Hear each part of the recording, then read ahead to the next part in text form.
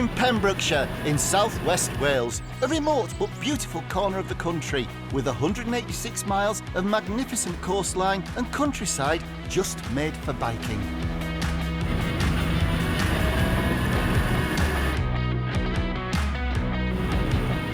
Our trip around this wild west will take us from woodlands and rolling green pastures to remote coastal distilleries. As we discover the very best produce this place has to offer. Pembrokeshire is fast becoming Britain's next big foodie hotspot, and it's not hard to see why. There's an abundance of inspiring local produce that creative chefs can't wait to get their hands on.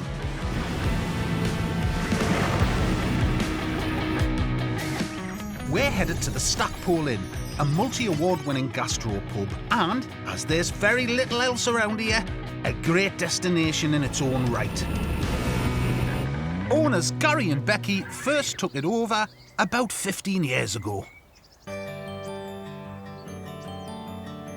was in a job that I was enjoying, but it wasn't feeling right for me at the time. The Stackpole Inn came on the market. It ticked a lot of boxes for us at the time, and we thought, shall we do this? Yeah, we'll do it and give it a go. No experience, never done anything like this before, but we had a passion for food and the area, and that's translated into how we run our business today. Everybody thought we were crazy, but nobody more than me. Here we are 15 years later, running a successful restaurant. The couple were joined in 2019 by head chef Matt Waldron. So we just pop that on. Who prides himself on using local ingredients. 90% of his menu features food from Pembrokeshire or from within Wales. So seasonality and sort of the provenance of ingredients is a massive thing here. That's what customers come here for. Some things are less than a mile away. We've got cauliflower farm literally just half a mile away. He picks the cauliflowers about 10 a.m. on a Sunday morning for us, and they're on the plate within 2 hours. You don't get fresher than that. My style of cooking here at Stackpole Inn is very simple, but it's all based on flavour and the quality of the produce. And then we just try to keep that flavour as clean as possible, not overcomplicate dishes, and just keep it quite rustic. We've got all this amazing produce around us. You just can't beat that. It's our mission to introduce Matt and Team Stackpole to the fantastic local food producers that aren't yet on their radar. Aye, we're kind of, gourmet go-between us, but I reckon, Dave, this one's going to be tough. We're in a small but beautiful location, and the guys look like they've already got everything covered. But we're always up for a challenge, aren't we, Kingy? Bring it on. Great. What a lovely spot. Isn't it just? Well, hello.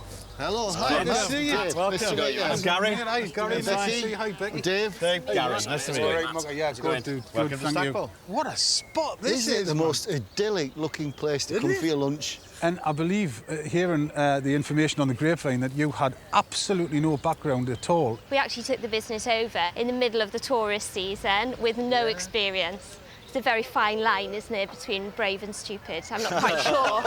Whatever you're doing it right. It's got a fantastic reputation for good local food. Yeah, we're very lucky to get Matt. His food ethos was exactly what we wanted here, which is about a sense of place. It's pretty magical down here. We've all the coast, we've got all the mountains. There's literally nothing we don't produce down here. And your ethos here is that it's about Wales and it's about Pembrokeshire in particular. I mean, you do go elsewhere. Yeah, of course. We aim for Pembrokeshire first and we try to source as local as possible. Your quality speaks for itself, the number of awards you've got, because you haven't really got any passing trade here, have you? If you come in through Stackpole, you're either coming to us or you tend to have gone the wrong way. So yeah, that's grown over the years to become a destination food establishment, which is what we always wanted. We knew we were off the beaten track a little bit, so we needed to get people to us, and the best way of doing that is through reputation. This 18th century building has changed a lot since its days as the village post office. One fairly recent addition, apart from the photos of all the dedicated staff on the walls, is the 21st century kitchen. So what are you cooking today? So we've got some beautiful crab, so we've done a little crab tart. Then we've got a lobster ravioli. And then we've got a little elderflower panna cotta. We've only just met, but I figured that's the food that we would order. Yes, Do absolutely. you know what I mean? Yeah, One of I our mean, dream menus. Absolutely. The Stackpole Inn is renowned for its fish, and Matt's signature crab tart is one of its best sellers.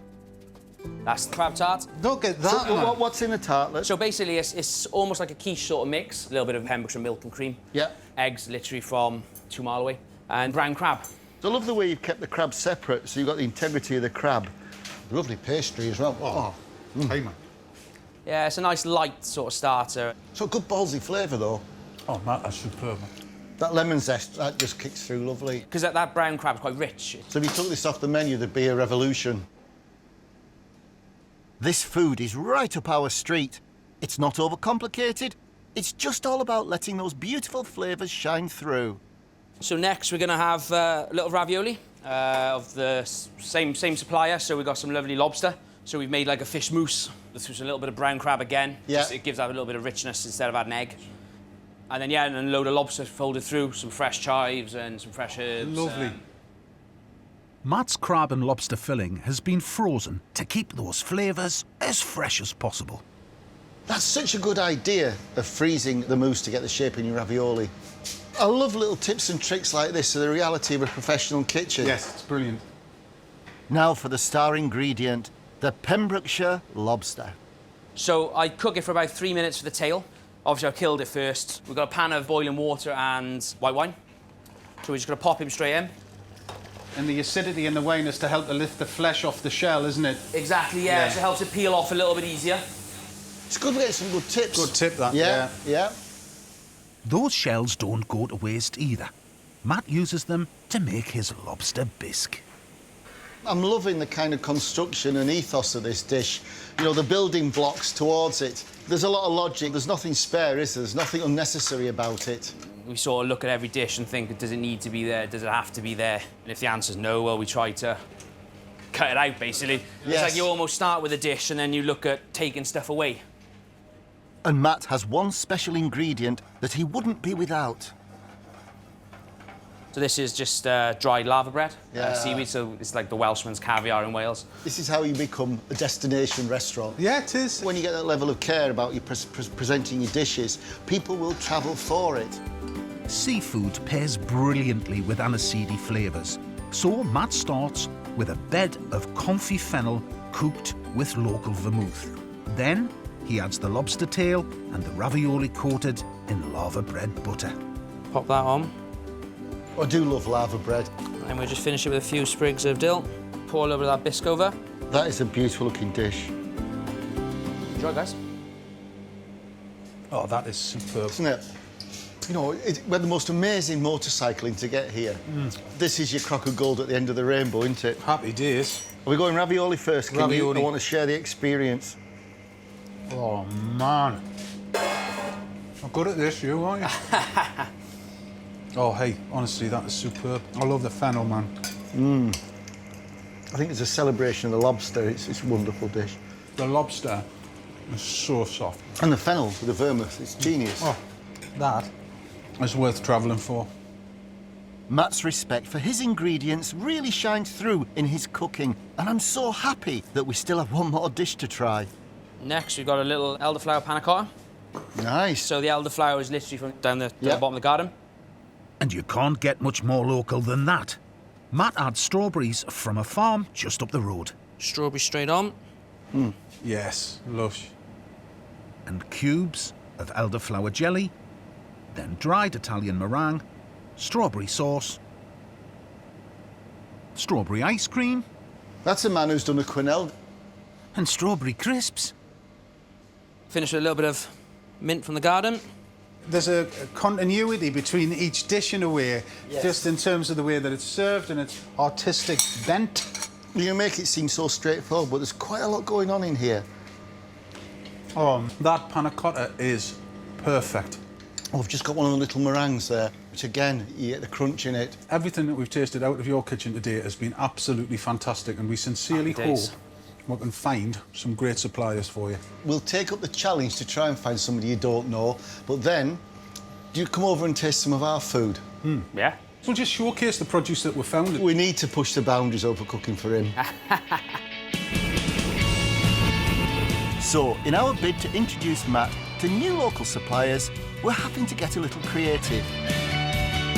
Now, we both agree that when it comes to great food, it's not only what you cook, but how you cook it. A key ingredient that's often overlooked for chefs is their cooking fuel. And with that in mind, we're heading some 40 miles up the road to North Pembrokeshire, to an award-winning farm where they produce charcoal. But as we know only too well, not all charcoals are created equal. Better quality means better flavours on your barbecue. And we've heard these guys produce some of the very best.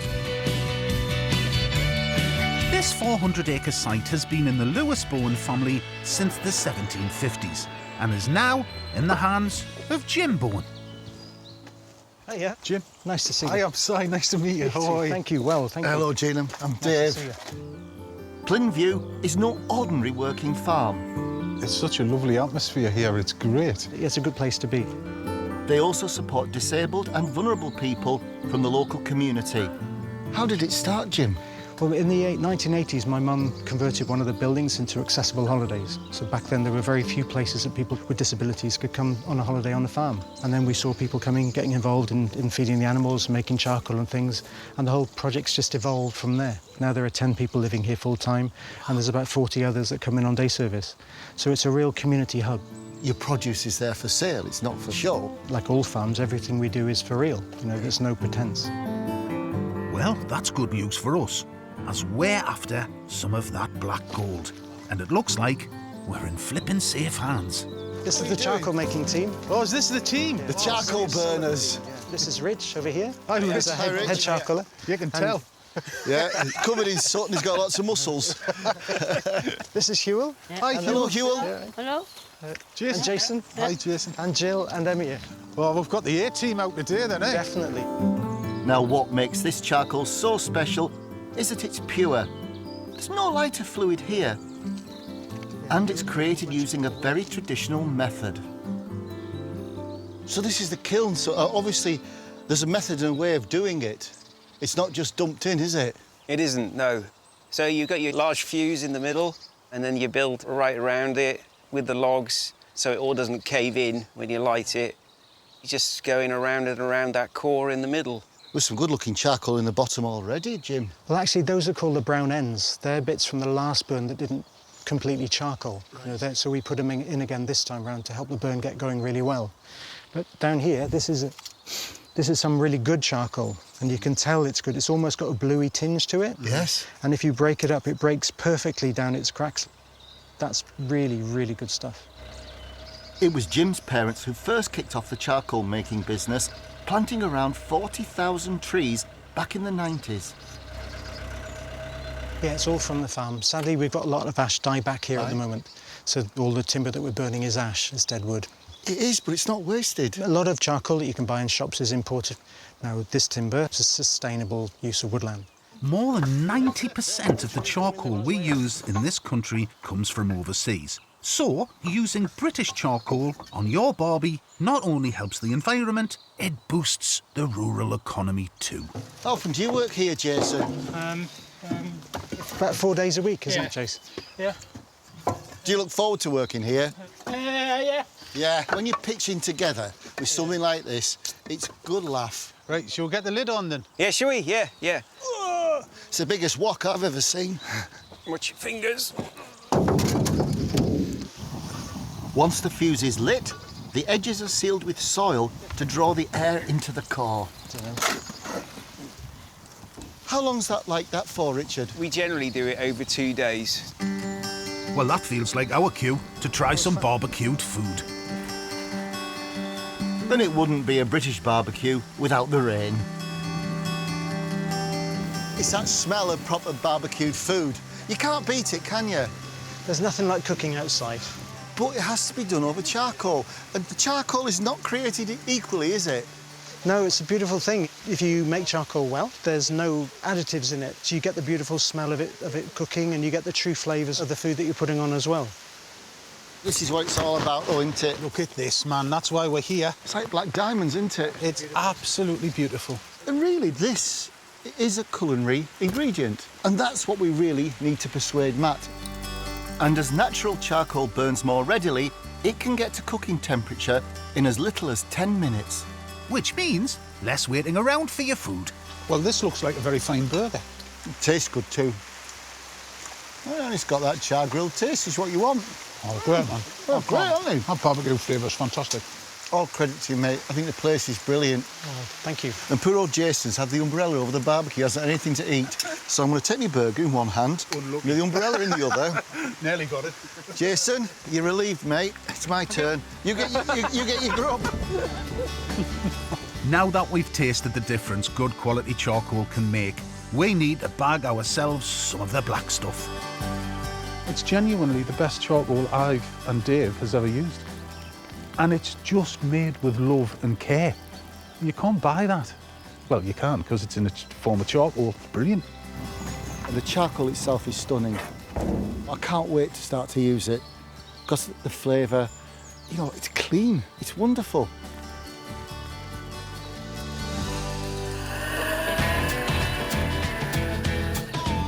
We'll be cooking 3 dishes for Chef Matt to showcase the fantastic local produce we find. So we're heading to Narberth, in the heart of the stunning Pembrokeshire National Park. Our base for this week is the beautiful Georgian mansion, Kilrue Country House. Ooh, looks nice, doesn't it? It does, doesn't it? Not too shabby at all, Mr. K. You can tell we're in Wales, look. Why? The ornamental dragon. Oh, of course. Oh, it's lovely, isn't it? Oh, this is very nice, isn't it? Oh, it's very fresh. Wow! It's... Fantastic. Oh, yeah, no, this is great, Hobbs. Hobbs, Hobbs, Hobbs. Somewhere to sit and drink tea and think and create. And we reckon our first creation, using that wonderful local charcoal, is going to knock Matt's socks off. We're making Peking barbecue duck with plum sauce. Peking duck is completely irresistible, isn't it? Yes. Over charcoal. Yes. It's going to be heaven, isn't it? Oh, it's going to be good, dude. For this recipe, we've sourced 2 Pembrokeshire ducks from an award-winning butcher right on our doorstep. It's a long process, this, mate, but it's worth it. I've perfected this over many years. As you know, First time I did it, it said in an old recipe to suspend the duck in a high wind. I hung the duck on the washing line, it was all marinated, it was like that. I heard this meow from the house. I was watching the wrestling, and there was 4 cats hanging from me duck. So that was my first terrible attempt. Thankfully, there's more than one way to make Peking duck. The traditional Chinese method requires 3 days of intense preparation. But we're using a technique that's a lot quicker and easier. So we're going to blow the ducks up. You blow them up. Yeah, the secret is you've got to loosen the skin from the duck. Air compressor. Get that well in there. Oh, look at that! Starting. This method allows the fat on both sides of the skin to render as it cooks. See how loose that skin is? 32 psi, that, you know, dude. Which creates that much coveted crispy skin. Now for the spicy rub. In a bowl, I'm mixing some 5-spice powder and salt. And this kind of draws the moisture out, but infuses the duck with flavour. Add sugar, then mix together. Then massage that into the ducks, both inside and out. Oh, lovely. The process of making Peking duck is really special, isn't it? But I think we combine it with cooking on a barbecue. Yes. With good charcoal, it's even better. Now we need to hang our birds over a sink for 15 minutes to let the salt do its thing. When the time's up, we're scalding the ducks with boiling water, which tightens the skin, giving us even more crispiness when cooked. Keep this going. While Dave does that, I'm cracking on with the glaze. To 600 ml of water, I'm adding Japanese rice wine, black rice vinegar, and honey, and bring it all to the boil. Oh, yeah, it's lovely. And once our ducks have hung for half an hour, There you go. Now it's time for bath number 2. Mr. Ladle. This is the ethereal broth of life. They're being coated all over with that lovely sticky glaze. Now, they need to be dried in a breeze for about 12 to 24 hours. That's the next step. Then we stuff them and then we roast them. Well, I've got the breeze. There we are. One simulated Tibetan cave. Now that's going to dry and it'll become waxy. But we can't do anything really till tomorrow. Peking duck first became popular around 600 years ago during the Ming dynasty, where it was a staple at the royal banquets. We may not be cooking for an emperor, but we suspect Matt's standards are just as high. I think we're going to have to be quite careful, actually, with what we offer up to Matt, because he's an intrinsic part of the community of Pembrokeshire. Yeah. Matt was the bullish one. Oh, he'll have to go some to surprise me. I know everybody. Yeah, and I think that was more or less his words. I think we need to look under the rug a little bit of Pembrokeshire's cuisine. Well, I don't think he'll be expecting charcoal. That's true. And with our ducks drying in the Pembrokeshire breeze, we're settling in for the night. After a good night's sleep, we're on to the Chinese-inspired stuffing.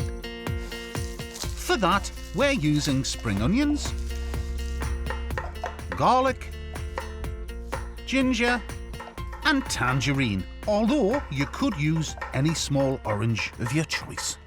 I've done this recipe without this stuffing. And it's kind of all right because the air circulates around, but I find it just gives it, if you're going to cook it for a long time, it just builds it up a little bit. And keeps it moist, I guess, yeah? Yeah, the inside, because we want kind of the outside dry, we want the inside moist. Then add 5 spice powder and sesame oil and give it a mix. It's quite a little bowl of aromats. Indeed, he do. Now, back to our ducks. I'll just go to the cave. And the fresh air has done its magic. The skin has become taut and almost translucent. Right. See how they're like waxen they've gone? Our stuffing goes in. And then the ducks are trussed to keep all those gorgeous flavours inside.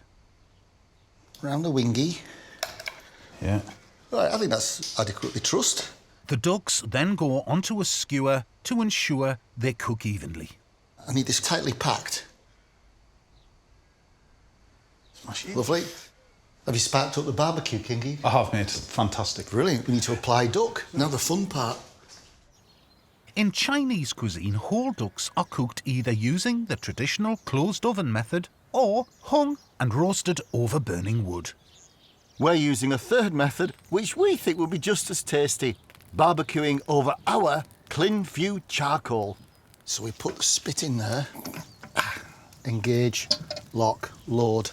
Turn around every now and then. I must say, Dave, that charcoal is beautiful to use. It's all about the charcoal. And if these ducks were just put in an oven, you can miss out on so much, you know. Well, you'd miss out on all of that lovely flavour. Can you see the swelling up already? Oh, I can't stop. Oh, I'm excited. Come on.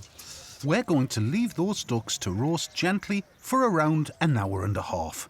But you can't have Pembrokeshire Peking duck without plum sauce. Plum sauce is made from? Plums. Exactly. To a pan, we're adding our fruit, caster sugar, a clove of minced garlic, star anise, 5 spice powder and soy sauce. Then simmer until the plums have broken down. Little stir-a-rooney. Let's go and have a look at the beasts. Look at those beauties. Pure Welsh Peking duck. Woohoo! These are looking mighty fine, Simon. Oh, they look great, man. I'm adding a squeeze of honey to the sauce to balance out the tartness of the plums. I think that should be spot on. Yeah, it's lovely. Yeah, that's well it. Done. Plum sauce, cucumber. I'll just turn the pancakes onto steam side. Lovely. And it's the moment of truth for our ducks. The meat looks like it's coming off all right, mate. Yeah, it's lovely. Let's have a taste, mate. When Matt, Gary and Becky come, we can just have it shredded. Yeah. And then they can load their own up if they want.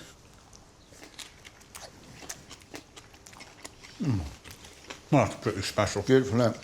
It's so worth all the effort. You can definitely taste that charcoal that it's been cooked over, and then all the aromats just follow through and go on forever. It's superb. Because the charcoal flavour's in the skin, and that's what you want. Absolutely lovely. Oh. I just hope Matt will like it. Well, if it's good enough for a Chinese emperor, you know.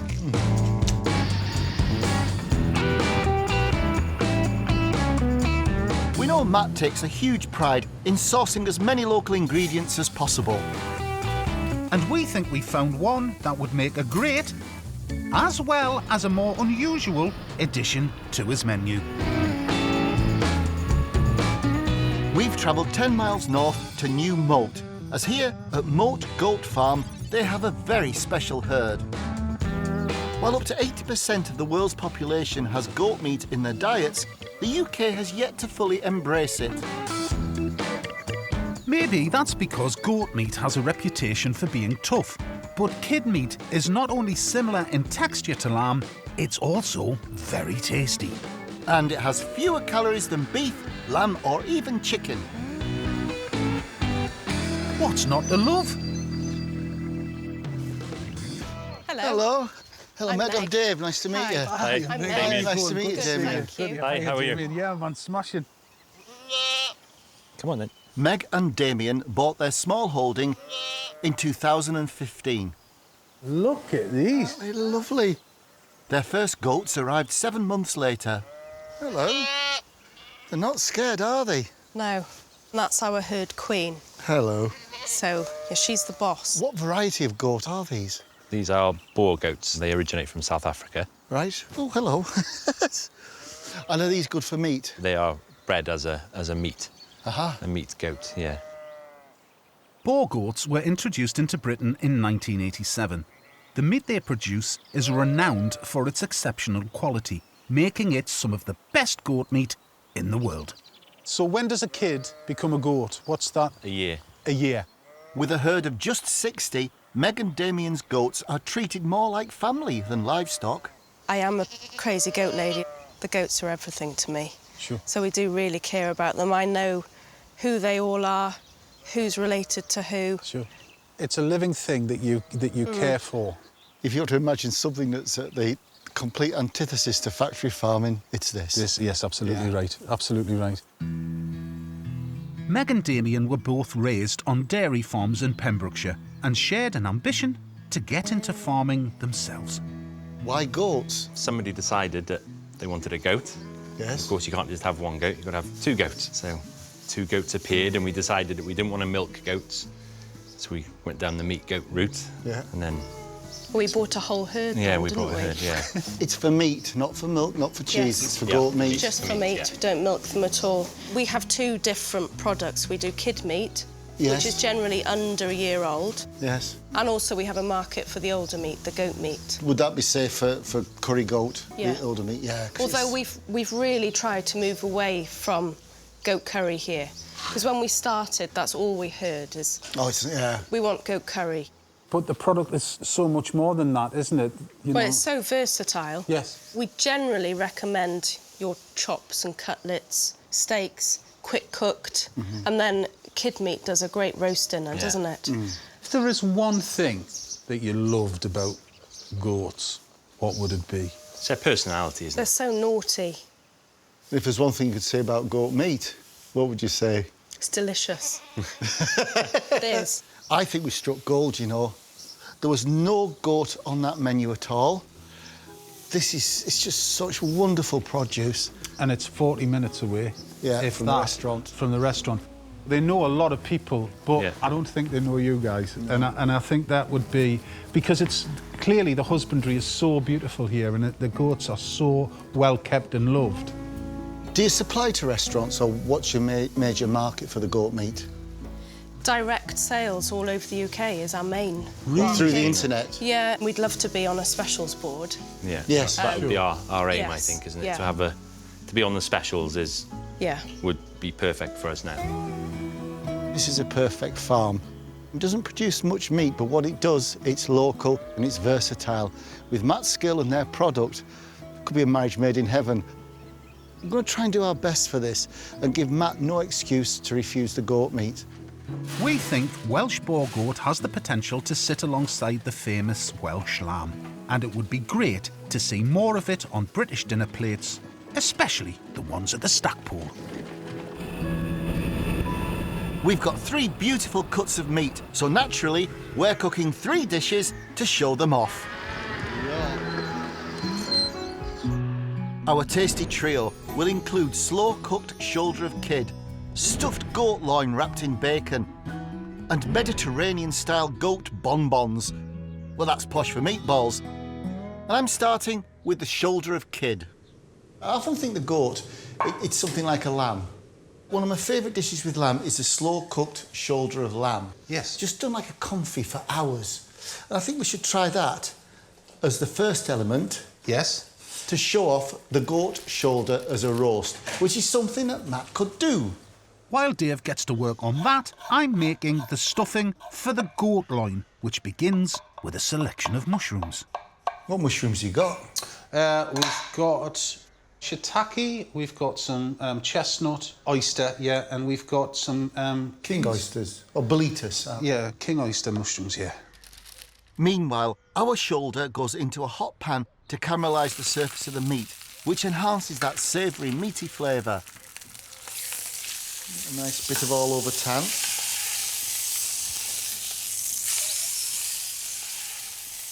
I'm frying the mushrooms in a little olive oil and butter, and to those I'm adding chopped onion and garlic. A nicely sun-kissed goat shoulder. Lovely. To the well-seasoned goat, I'm adding a glass of wine along with chopped anchovies for extra umami. Some underneath as well. A couple of sprigs of rosemary and a whole head of garlic. It's like an aromatic bath, isn't it? Lovely, man. Put that into a preheat oven, 150 degrees Celsius, for a long time until it's falling apart and we can treat it like pulled pork. Or in this case, pulled goat.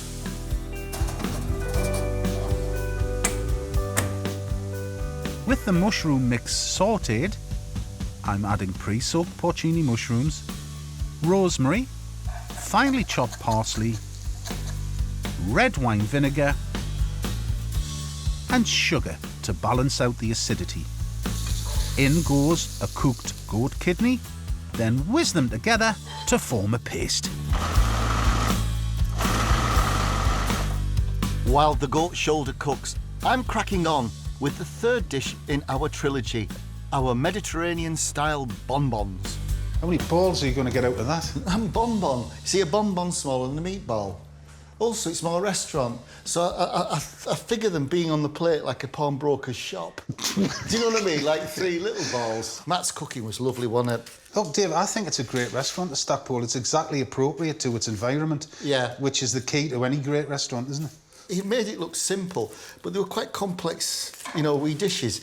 But it was funny, Matt had he had the ability of someone, he's so confident in what he's doing, he made it look easy. So all we have to do is to present our food to the same standard. Look at that.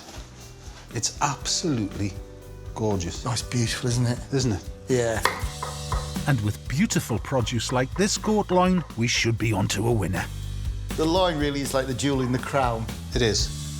Like all good meatballs, ours are starting with finely diced onion and garlic, which are fried until soft and lightly golden. Now, let's build the bonbons. Goat's mince, mate, it's a great texture. Not much fat content, but it's nice, it's juicy. To the mince, I'm adding fresh breadcrumbs for a lighter textured meatball and chopped pine nuts. Mammy herbage.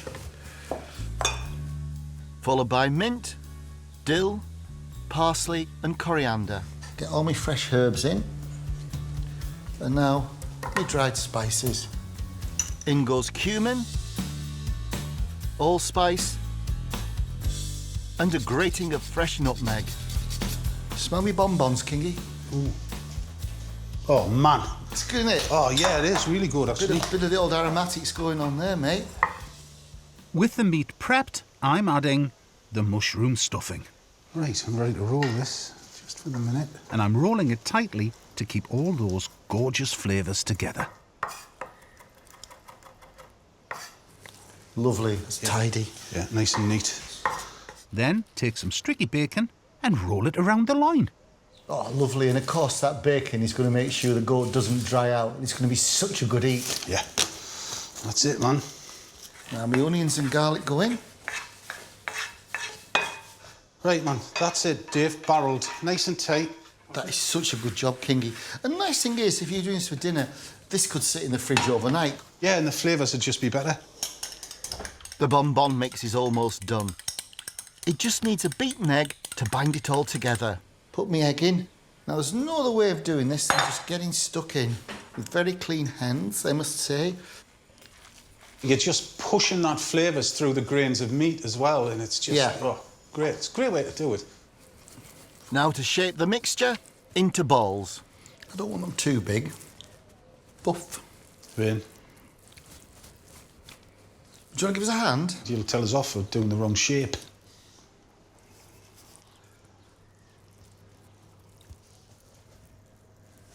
Yeah, I'll do. Pedantic, moi. These little morsels of loveliness are then fried until lightly caramelised.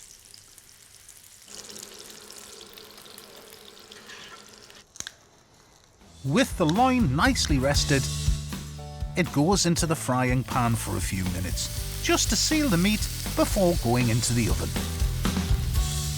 It's going to look so pretty on the plate. So whilst you're doing that, I'll get the shoulder out. Oh. Oh, what? That's gold in there. And all those lovely cooking juices aren't going to waste. They'll make the base for a meat jus. Oh, God, the smell of it, man. Right, mate, I'm just going to stick this in the oven for about 15 minutes at 190, and I think we should be done. Into a roasting pan goes red wine, which will lift off all those yummy crunchy bits left behind from the cooking. Right, that'll do. Once the alcohol is cooked off, the wine goes in with the meat juices, along with a knob of butter.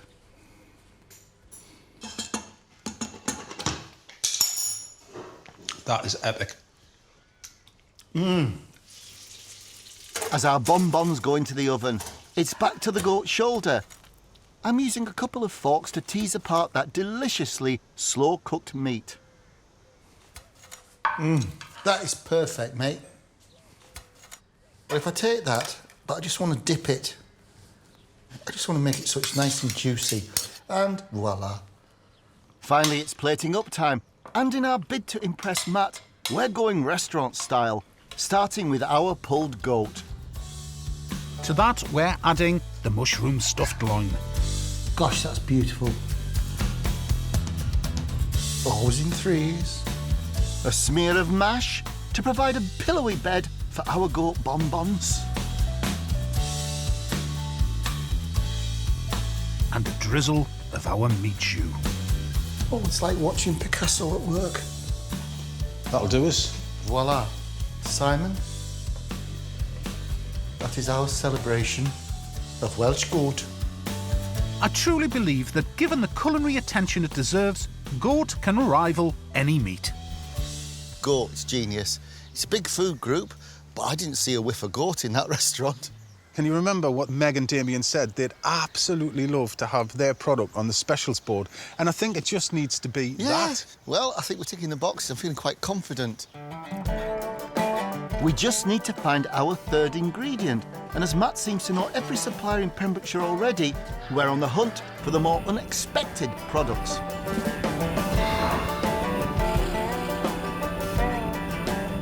Which brings us here, some 30 miles up the road to Cardigan Bay on the north coast, and one of the smallest distilleries in Wales. This boutique business is run by partners Alex and Ellen, who took an unusual route into the world of handcrafted spirits. In 2012, we decided that we wanted to make a change. So I left teaching, Alex left being a baker, and we moved back home. We decided to walk around Wales as a fun and different thing to do. We set up a blog online which was called In the Welsh Wind. So we documented all of our walks and the things that we saw and the things that we ate and the people we met and things like that. And that was kind of the inspiration for us wanting to set up our own business together. And then it wasn't until 2017 that we were inspired by some of the gins that we had up here to set up a distillery. At that point, we were just brimming with excitement and possibility and potential, and In the Welsh Wind became In the Welsh Wind Distillery. But it's not the booze we're here for. Hello. I'm Dave. Nice to meet you, Alex. Hello, Ellen. I'm Si. Nice to meet you. Hey, Alex. I'm Alex. Welcome Yeah, to really the good. Welsh Wind. It's Connie special, isn't it? It's great. You ride across the Pembrokeshire countryside, then all of a sudden, this is very cool distillery. What is it you actually do here? Well, we make predominantly gin. We do a couple of rums, and we've just started making our own grain-to-glass whiskey.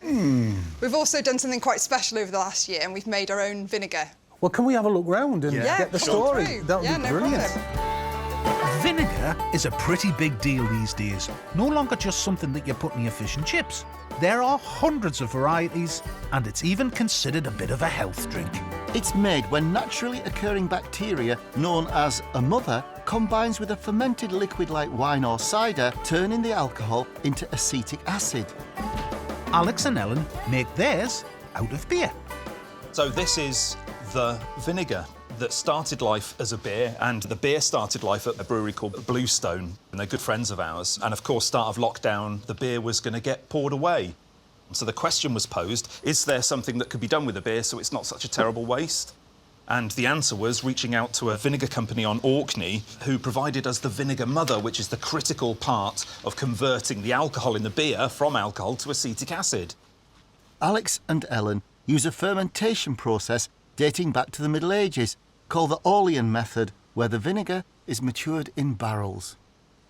And the special finishing touch here is Welsh provenance casks that once had whiskey in, and it gives that beautiful, clean and bright flavour, which makes it different to other vinegars. For us, it bridges the gap between culinary and cocktail. Yes. As much as you could have this in the kitchen, you could put 2 or 3 drops in a drink to give it all of that acidity and maturity. So how long does it stay in the cask? It's around 6 months. Then it was taken out from the barrel so it didn't over oak. You're quite patient. It's all a process of time. That's kind of key, because time produces flavour.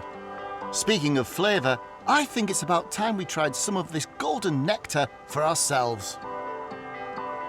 That is fantastic. It sounds daft, but it just tastes beery. It's not a harsh vinegar at all. It's yeasty, and it's slightly sweet on the back, and then you just get this burst, don't you, on the back of your palate of beer. Yeah. It's unique. Great. It's that lovely blend between the beer that was used and the fact that it was sat in casks, and it's taken on those lovely fruit flavours out of those ex-whiskey casks. Never thought I'd be sitting there with a tot of vinegar and really enjoying it. But my mind's buzzing, though, with what we could do with it, Si. From salad dressings to beer batters to, drinking it in cocktails. It's wonderful. It's unique. It may have started as a one-off, but Alex and Ellen hope their craft vinegar will become a luxury staple in kitchen cupboards across the country, including Matt's. That is a culinary masterpiece. It really is beautiful, beautiful vinegar. As they were saying, low acidity, so the application of it in culinary terms, it's not just a one-trick pony. We've been around Pembrokeshire for a while now, and it seems to me that people here do have a get-up-and-go attitude, and that vinegar tastes really, really good. So, it's back to the kitchen for our final recipe, and we'd better get a move on, as Matt, Gary and Becky are on their way to taste all 3 of our dishes. And to show off our amazing craft vinegar, we're pairing it with that most Welsh of delicacies, seaweed. I do love lava bread, with the bacon, the oatmeal and stuff. Do you know what I love about it? It's savoury. It is. It's deeply savoury. It's beautiful. The texture's nice, but it's wonderful, wonderful seaweeds we've got. Ooh, dulse. Some kelp, some dulse. We've got the lava bread. Celebration of Welsh seaweed. And we're using 3 types of seaweed to make seaweed bread bruschetta, our twist on the classic Italian appetiser. And we'll be serving those with charred endive and crab salad canapes. It's a Welsh bruschetta we're doing, really, with seaweed bread, lava bread, nice, with oatmeal and bacon, yeah, cockles and leeks on the top. All we need is a blooming daffodil by the side, and we've got a national symbol. Bruschetta simply means toast with toppings. So first up, I need to get going making our bread. 400 grams of bread flour.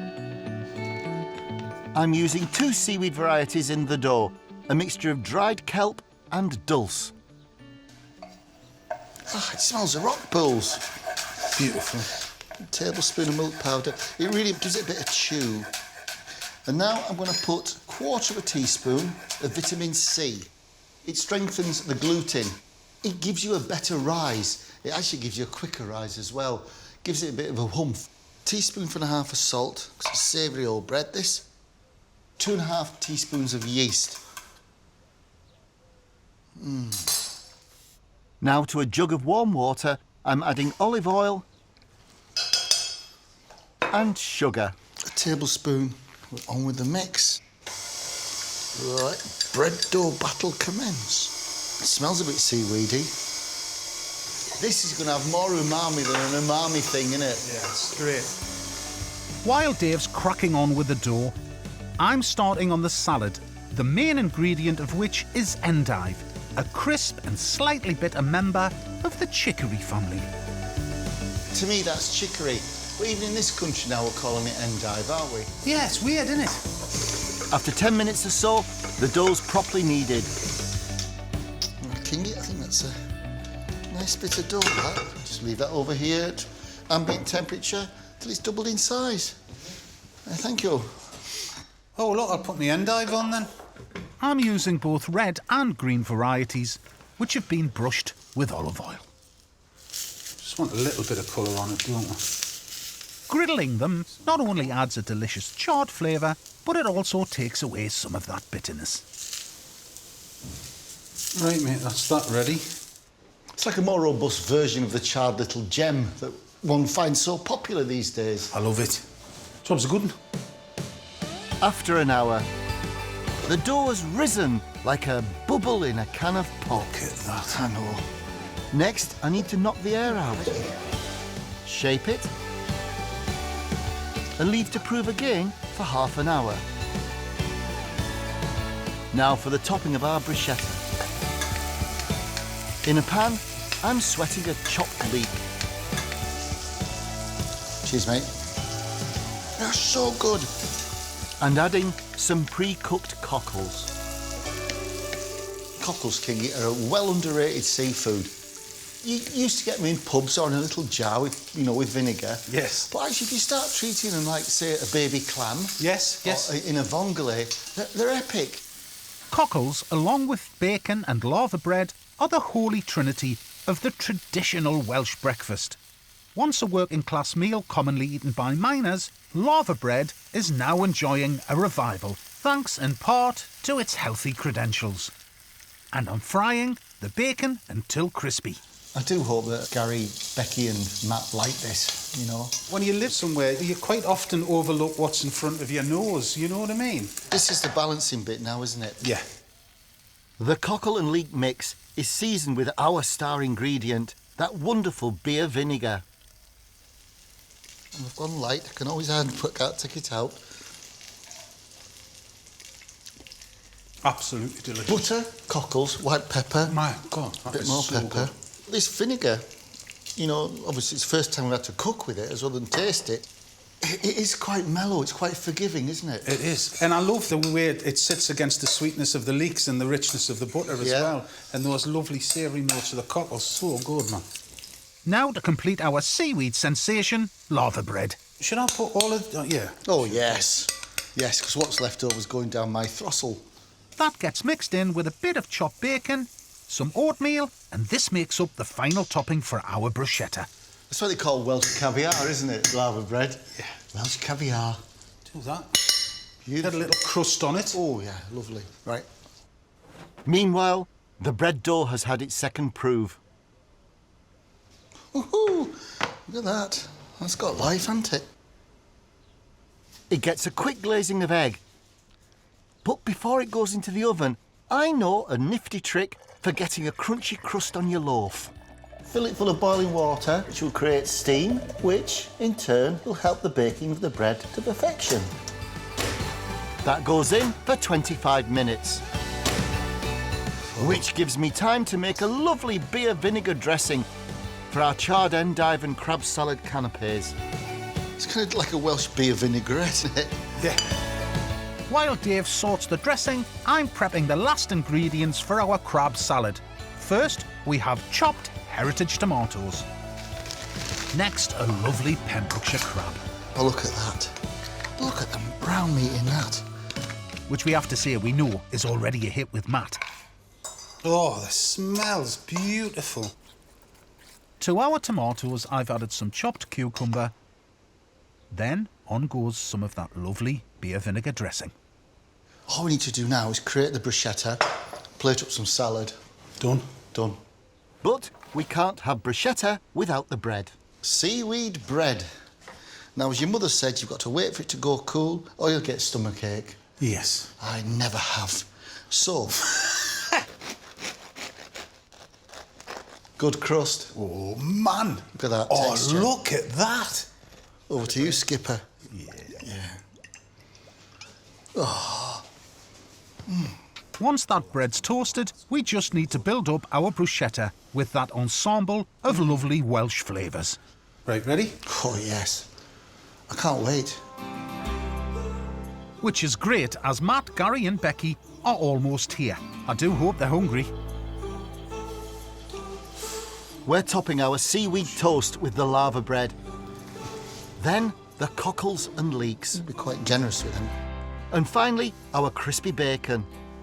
Look, it even fits the bread. It's been pretty tough trying to find ingredients that our Stackpole trio have yet to come across. But we're keeping everything crossed that our 3 Welsh dishes will uncover some hidden gems. What we've tried to do is just showcase Pembrokeshire and the bits and bobs that we found. Well, and we're hopefully, excited. We're excited hopefully, about this, yeah. we might have come up with somebody that you haven't heard of. First up, our appetisers, our freshly made bruschetta and our charred endive and Pembrokeshire crab salad, both inspired by that wonderful beer vinegar. It's a little selection of Welsh canapes. But our supplier, it's Alex and Ellen, who from Cardigan, and they make beer vinegar. It's the most extraordinary stuff. Right, well, we'll give you a taste of that. Go on, guys, dig in. Well, I'm going to try one of these first.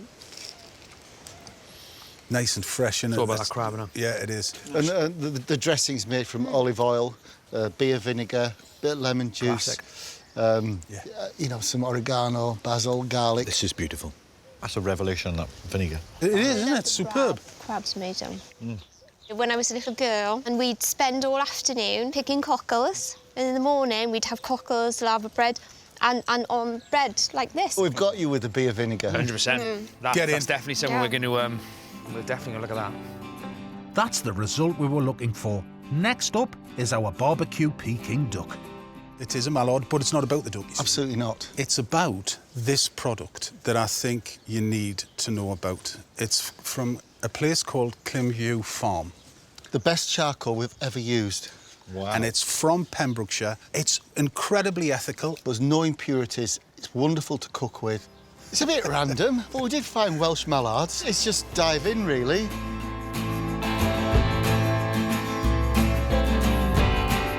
You get that kick off the charcoal, like. Again, that's a new one, isn't it? Totally new one, that's it. It's incredible. Is that honestly? 2 for 2. Hey, we're doing well, aren't we? Yeah. This is good. Yeah, this is good. With 2 yeses under our belts, it's on to our last course. Wales may be famous for its world-class lamb, but can we convince them to add Welsh goat to their menu? Ooh, look at that. Goodness. Right, this is our 3-way celebration of Welsh goat from 2 friends of ours, Meg and Damien, at Moat Farm. So you've got the shoulder, the mince goat, and then the loin of kid. It's just to show you what the various cuts that they can do. The herd is big enough to sustain a ready supply. I'm going to try the shoulders. So much flavour in that. I think we've got an opportunity with goat, because you don't see it anywhere. No. How do you think your customers would react to it? Oh, they would definitely love it, especially if we could, you know, the little story about it being Pembrokeshire and something so different. Yeah. Wow. The minute you mention a location in Pembrokeshire about something, it sells for us straight away. I really love the idea that they have a little taste of something different. Celebration of the entire animal. Exactly. Yeah. Those meatballs are banging. Meatballs. Meatballs they're great, aren't they? You sometimes taste goat's cheese and it's quite strong don't you, with the goat's cheese. I think that's the difference between Meg and Damien's goat. It's bred for meat. It's fit for purpose, as it were. You know, and it wouldn't let you down.